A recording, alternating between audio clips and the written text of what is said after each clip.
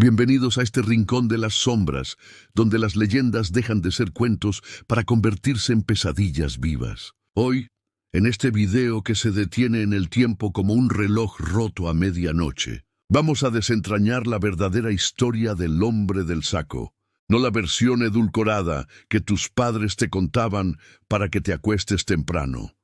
No, la historia cruda, empapada en sangre inocente, superstición ciega y un terror que se filtró en las venas de un pueblo entero. Una historia que comienza en el polvo ardiente de Almería en 1910 y que aún hoy susurra en las grietas de las casas antiguas.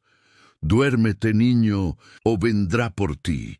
Imagina un pueblo olvidado por Dios, Gádor, enclavado en las sierras almerienses como una herida abierta en la tierra reseca. Año 1910.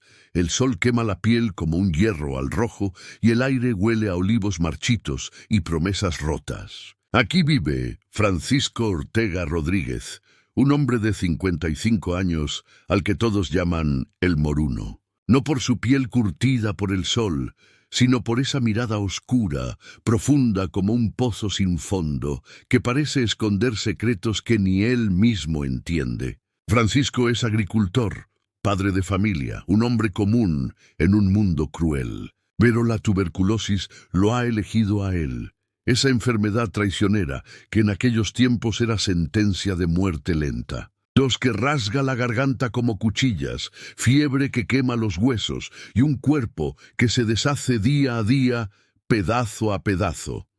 Francisco no es un hombre de fe ciega en la ciencia, eso es para los ricos de la ciudad. Él confía en lo antiguo, en los remedios que susurran las mujeres en las cocinas humeantes, en las hierbas que crecen en las grietas de las rocas. Pero nada funciona. La muerte acecha en cada estertor, en cada gota de sudor frío que le empapa la camisa raída. Desesperado, recurre a la última esperanza. Agustina Rodríguez, una mujer de la aldea vecina conocida como la Bruja. No es una bruja de cuentos, con escoba y caldero.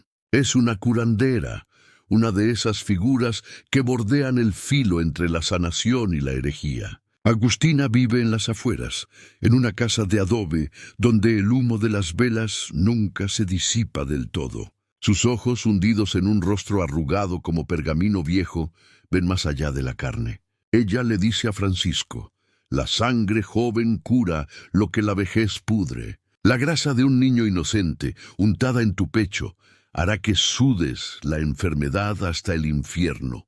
Esas palabras se clavan en el alma de Francisco como espinas. Al principio duda. El miedo a Dios, a la ley, a su propia humanidad. Pero la tuberculosis no espera. Cada noche sueña con su familia viuda, con sus campos abandonados, con un ataúd de pino barato. Y en esa oscuridad una idea germina. ¿Y si el remedio existe? ¿Y si un sacrificio pequeño salva a un hombre entero? Así comienza la transformación. Francisco Ortega, el agricultor humilde, deja de ser solo un hombre enfermo. Se convierte en el catalizador de una pesadilla. Pero no actúa solo. Necesita manos, un plan, un ejecutor.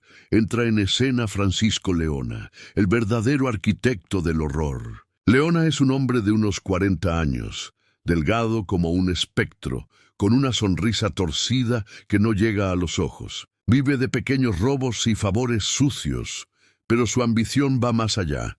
Quiere dinero, poder y quizás, en el fondo, un lugar en la eternidad de las leyendas. Leona es el que propone el ritual completo. No solo sangre, grasa corporal extraída, mezclada con ungüentos, para que Francisco la absorba como un bálsamo profano. Bebe la vida del niño, le dice Leona en la penumbra de la casa de Agustina, y la muerte te pasará de largo. Para ejecutar el secuestro, reclutan a Julio Hernández, hijo de Agustina, un joven de 20 años apodado El Tonto, por su mente simple, pero fuerte como un buey. Julio no pregunta mucho.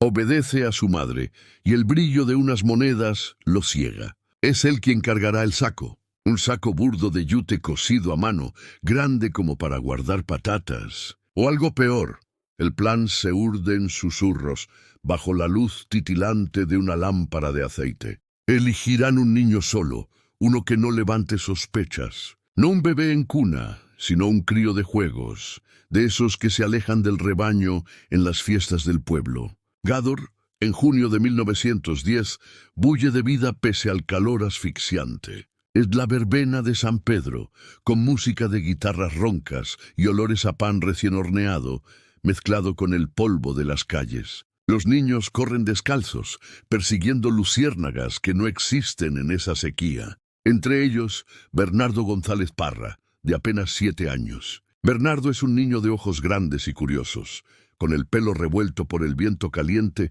y una risa que ilumina las tardes polvorientas. Hijo de jornaleros pobres, Bernardo sueña con ser pastor, con aventuras más allá de las sierras. Ese 28 de junio, juega con sus amigos cerca del Barranco del Pilar, un lugar de juegos prohibidos, donde los higos silvestres tientan a los más valientes.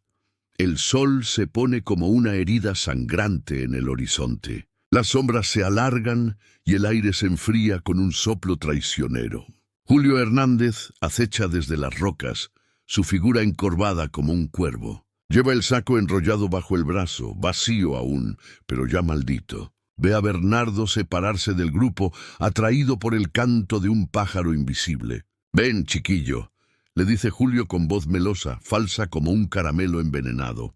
«Tengo brevas maduras en el canal, las más dulces del mundo». Bernardo, inocente, confía. Sigue a Julio al borde del agua estancada, donde el lodo huele a secretos podridos. Allí, Leona emerge de la nada un trapo empapado en cloroformo, robado de una farmacia lejana, presiona la boca y nariz del niño. Bernardo se debate un instante, sus ojos suplicantes como los de un cordero al matadero. Luego, el mundo se apaga para él. Lo meten en el saco atado con cuerdas ásperas que raspan la piel. El bulto se retuerce débilmente mientras lo cargan hacia el cortijo de Ardós, un lugar aislado, una ruina donde los fantasmas ya habitan antes de que lleguen los vivos. En el cortijo, la noche cae como un manto de plomo. La luna, testigo muda, ilumina las paredes agrietadas, donde las ratas corretean como almas en pena. Agustina ha preparado todo. Un altar improvisado con velas negras y hierbas secas que queman el aire con un humo acre. Francisco Ortega espera, temblando no solo de fiebre, sino de un terror que empieza a devorarlo por dentro. Sacan a Bernardo del saco. El niño despierta aturdido, confundido, sus ojos parpadeando en la penumbra. «¿Dónde estoy? ¿Mamá?», Tom murmura con voz rota. Leona lo sujeta por los brazos flacos, Julio por las piernas. Agustina, con manos expertas, hace una incisión en la axila del niño. La sangre brota caliente, roja como el pecado, recogida en un vaso de hojalata. Mezclada con azúcar para endulzarla, un toque macabro de piedad, se la dan a beber a Francisco. Él cierra los ojos, el líquido cálido bajando por su garganta como un elixir prohibido. Siente la vida ajena invadiéndole las venas, un pulso ajeno latiendo en su pecho enfermo. Pero el ritual no termina ahí. Para la grasa, el verdadero bálsamo. Leona asiente a Julio. El joven, con el rostro impasible como una máscara de madera, levanta una piedra del suelo, grande como un corazón humano. La deja caer sobre la cabeza de Bernardo. Un crujido sordo, como rama seca partiéndose, resuena en la noche. El niño se estremece una vez, dos, y luego nada. Silencio, solo el goteo de la sangre en el suelo de tierra. Desollan el cuerpecito con cuchillos romos, extrayendo la grasa infantil, esa manteca pura que Agustina unta en el pecho de Francisco. «Sudarás la muerte», le susurra ella. Él se acuesta envuelto en mantas sucias, el ungüento pegajoso adhiriéndose a su piel como una segunda alma. Los demás entierran el cuerpo bajo una higuera retorcida, cubierto de piedras y ramas, como si la tierra pudiera olvidar. Al amanecer, Gádor despierta con un vacío. La madre de Bernardo llora en la plaza, su grito un lamento que el viento lleva por las callejuelas. «¿Dónde está mi hijo?» «Bernardo». Los vecinos murmuran, Los niños se pegan a las faldas de las madres. Rumores, un extraño visto en las afueras, un saco cargado al hombro. Pero el terror real estalla cuando Julio Hernández, el tonto, no recibe su pago. Enojado, traiciona el pacto. Corre a la Guardia Civil, vomita la confesión en un torrente de palabras simples. Lo metí en el saco. Lo matamos por la sangre del moruno. Los gendarmes, incrédulos al principio, irrumpen en el cortijo. Encuentran rastros, sangre seca en el suelo, el vaso manchado, la higuera profanada. Desentierran el cuerpo destrozado de Bernardo, un espectáculo que hace palidecer a los más duros. El juicio es un circo de horrores. En Almería, la prensa sensacionalista lo llama el crimen de Gádor. Francisco Ortega el Moruno llora en el banquillo, jurando que fue hipnotizado por la bruja. Agustina maldice a todos, invocando espíritus que no acuden. Leona el Cerebro defiende su ciencia popular con frialdad demoníaca. Julio el Ejecutor balbucea excusas. La sentencia cae como un hacha.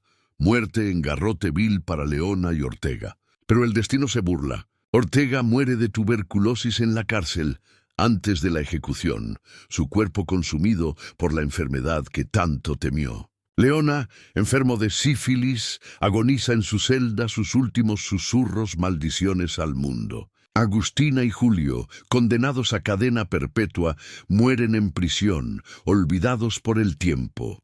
Pero la historia no termina con la horca. No. El crimen de Gádor enciende la mecha de la leyenda. En los pueblos andaluces, las madres comienzan a susurrar: «Cuidado, o vendrá el hombre del saco». Un ser sin rostro fijo, pero con un saco eterno a la espalda. Ya no es solo folclore medieval, ese viejo mito del ropavejero que se lleva a niños desobedientes. Ahora es real, alimentado por sangre fresca. Se expande como niebla. En Vitoria, décadas antes, Juan Díaz de Garallo, el sacamantecas, estrangulaba niños para... El terror se ramifica. En México se llama el Viejo del Costal, un espectro sin forma que acecha en las calles empedradas de la Ciudad de México, buscando niños latosos para echarlos al saco. En Argentina, el hombre de la bolsa. En Inglaterra, The Sackman. Universal, porque el miedo a lo desconocido es el mismo. Padres que usan el mito para controlar, niños que tiemblan en la oscuridad y un eco de crímenes reales que valida el horror. En 2023, películas como El hombre del saco, El origen del mito, reviven Gádor con Javier Botet encarnando al monstruo, un ser que no muere porque el miedo lo alimenta. Pero ¿y si no es ficción? ¿Y si en las noches de luna llena el saco aún cruje en las sierras? Ahora profundicemos en las sombras. Regresemos a Gádor, pero esta vez imaginemos los rincones no contados. La casa de Francisco Ortega, una choza en las afueras, con paredes de barro que sudan humedad como lágrimas. Cada mañana, antes del crimen, él se mira en un espejo roto, viendo no su rostro, sino el de un demonio gestándose. La tuberculosis le roba el aliento, pero la culpa le roba el sueño. Sueña con Bernardo antes de conocerlo, un niño de ojos inocentes que lo señala con dedo acusador. Agustina la bruja no es malvada por nacimiento. Es viuda, madre de Julio, marcada por la pobreza que la obliga a curar con venenos. Sus manos, que untan hierbas en pechos febriles, tiemblan al pensar en el corte que abrirá venas infantiles. Leona, Leona es el veneno puro. Hijo de la miseria, lector de libros prohibidos robados de conventos, cree en su propia divinidad. La sangre es poder. Predica en tabernas y los borrachos ríen sin saber que pronto llorarán. El día del secuestro, el sol de junio es un ojo rojo que todo lo ve. Bernardo juega con bolas de trapo, su risa un eco puro en el caos del pueblo. Sus amigos lo llaman el valiente, porque se atreve a trepar olivos secos. Pero la valentía es frágil. Cuando Julio se acerca con su sonrisa torpe, Bernardo siente un pinchazo en el estómago, un instinto animal que ignora. El cloroformo sabe a sueños rotos. Dentro del saco el mundo es negro y asfixiante. El aire escaso, el balanceo como en un barco fantasma. Bernardo despierta en el cortijo, atado a una mesa improvisada de tablones. El olor, tierra húmeda, sangre fresca, miedo humano. Susurra mamá una y otra vez, hasta que la piedra silencia su voz para siempre. El entierro bajo la higuera es un ritual inverso. La tierra, seca como huesos, se resiste a tragarse el pecado. Ramas crujen como huesos partiéndose, piedras ruedan como ojos ciegos. Esa noche, un viento del desierto aúlla y los vecinos juran oír llantos lejanos. Al día siguiente, la madre de Bernardo recorre las calles, descalza, con el vestido rasgado por el duelo. Mi niño. Un saco lo llevó. Grita y las palabras se clavan en los corazones. Los niños se esconden, las puertas se cierran al atardecer. Gádor, antes un pueblo de risas, se convierte en un laberinto de sombras. El juicio, en la audiencia de Almería, es un teatro macabro. El fiscal, un hombre de bigote tieso, describe el crimen con voz que tiembla. Sangre bebida como vino sacrílego, grasa untada como aceite profano. Testigos, el tonto con ojos bajos, repitiendo su confesión como un rosario. La prensa dibuja caricaturas, Leona como demonio con cuernos de cabra, Ortega como vampiro andaluz. La multitud afuera grita, ¡muera el sacamantecas! Pero en las celdas, el verdadero terror es el silencio. Ortega tose sangre que sabe a hierro y culpa. Leona maldice en arameo aprendido de libros ocultos. Agustina teje maldiciones en su mente, jurando venganza etérea. Y así nace la leyenda. No de un día para otro, sino como un cáncer, lenta, inexorable. Madres en Granada susurran, el hombre del saco viene de Almería, con su costal lleno de almas. En Sevilla se dice que su sombra se alarga en las procesiones de Semana Santa. El folclore lo visten, un viejo encorvado, con sombrero raído y ojos que brillan como carbones. El saco vivo se mueve con gemidos internos. En noches de tormenta se oye su paso, arrastre de yute sobre adoquines, un susurro. Dame un niño, o te llevo a ti, pero el terror no se queda en España. Viaja con emigrantes. En América Latina muta. En México, el viejo del costal acecha en mercados nocturnos, oliendo el sudor de los desobedientes. En Colombia, el muñeco de trapo lleva niños a cuevas, donde los cosen en su piel. En Estados Unidos, el boogeyman de Stephen King bebe de estas raíces, un ser que emerge de armarios con aliento a tierra almeriense. Incluso en Asia, el Bagman chino carga su red de almas errantes, décadas después. En 1950, un folclorista almeriense, Antonio Rodríguez Almodóvar, recopila testimonios. Abuelas que juran haber visto el saco pasar por sus ventanas en 1911, un año después del crimen. Era Leona resucitado, dicen. En 2023, la película revive Gádor. Niños modernos se enfrentan al monstruo, pero el eco es el mismo. Javier Boté, con su figura espectral, da vida al saco que cruje. Críticos aplauden el terror, pero los viejos del pueblo escupen, no es cine, es memoria. Hoy, en 2025, el hombre del saco persiste. En redes, creepypastas lo actualizan. Un Uber con saco en el maletero, un influencer desaparecido en TikTok. Psicólogos lo analizan, arquetipo junguiano del devorador de inocencia, proyección de miedos parentales. Pero en Gádor, bajo la higuera marchita aún allí, marcada por turistas morbosos, la tierra guarda silencio. O quizás no. Si escarbas profundo oyes un susurro, duérmete, o vendré por ti. Esta es la verdadera historia, no un cuento, una herida abierta en la historia humana, donde la desesperación engendra monstruos. Si alguna vez oyes un crujido en la noche, un roce de yute, recuerda, el saco no está vacío. Nunca lo estuvo. Si esta historia te heló la sangre, dale like, suscríbete y comenta. ¿Te contaron el hombre del saco de niño? Activa la campana para más terrores reales.